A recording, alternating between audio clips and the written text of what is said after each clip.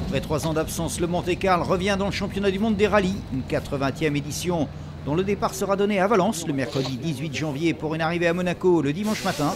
Un retour au calendrier du WRC, attendu aussi bien par tous les passionnés de rallye que par les pilotes eux-mêmes. Le Monte-Carlo, c'est peut-être le rallye le plus mythique du championnat, en tout cas pour nous, et donc de l'avoir retiré du championnat du monde, c'était un petit peu dommage, donc je suis bien content qu'il revienne. Le rallye de Monte-Carlo, manche d'ouverture d'une saison 2012 au cours de laquelle Sébastien Loeb et Daniel Elena tenteront de décrocher leur 9e titre mondial. Avec pour ambition un 8e titre constructeur, Citroën a fait appel à un nouveau tandem pour épauler Loeb et Elena. L'équipage vice-champion du monde 2011, les Finlandais Mikko Hirvonen et Jarmo Lehtinen. C'est très bien. Évidemment, c'est un gros changement, mais c'est très excitant. Bien sûr, je suis resté longtemps avec Ford. Maintenant, j'arrive chez Citroën. On sait ce que j'ai déjà fait et on attend beaucoup de moi. Ça me plaît. J'ai le bon feeling.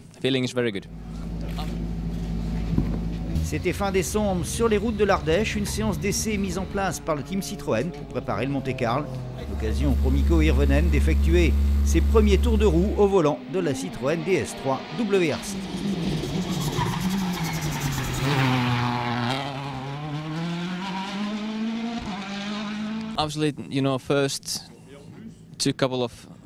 Forcément, après seulement 2 passages, ça prend du temps pour s'habituer à la voiture. C'est très intéressant de noter les différences entre notre ancienne auto et la Citroën. De voir comment elle se comporte et toutes les petites choses qui font qu'avant, on était peut-être un peu moins vite. C'est très excitant. La voiture est très très bien. Hirvonen s'est fini 2e l'année dernière à 8 points je crois, donc quand même très proche. Là il aura la même voiture que moi et puis de ce que j'ai entendu en essai pour l'instant elle lui plaît bien, donc ça risque de faire une belle bagarre.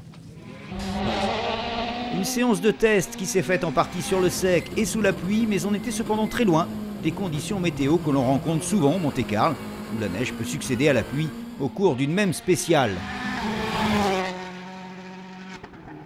C'est un rallye où effectivement aujourd'hui on ne sait pas ce qu'il y aura comme conditions. Ça peut être tout sec comme aujourd'hui, comme ça peut être tout mouillé ou verglacé ou enneigé.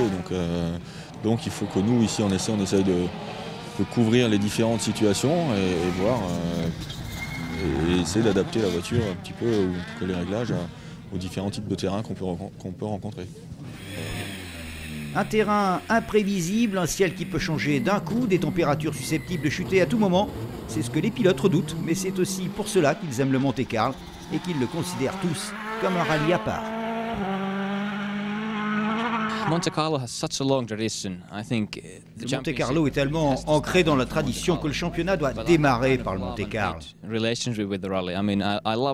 Mais à la fois, je l'aime et je le déteste. Je l'aime quand je n'y suis pas, quand vous êtes en montagne avec un mauvais choix de pneus, sur la glace avec des slicks, là je le déteste.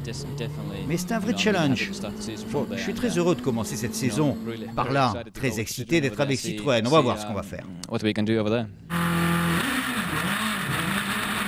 Rendez-vous maintenant à Valence dans quelques jours avec Sébastien Loeb et Mikko Hirvonen, mais aussi avec Jari-Matti Latvala, Peter Solberg, Denis Sordo, Pierre Campana, Evgeny Novikov, Tanak, Peter Van Merstein, Thierry Neuville ou encore François Delecourt au volant d'une Ford Fiesta RS WRC.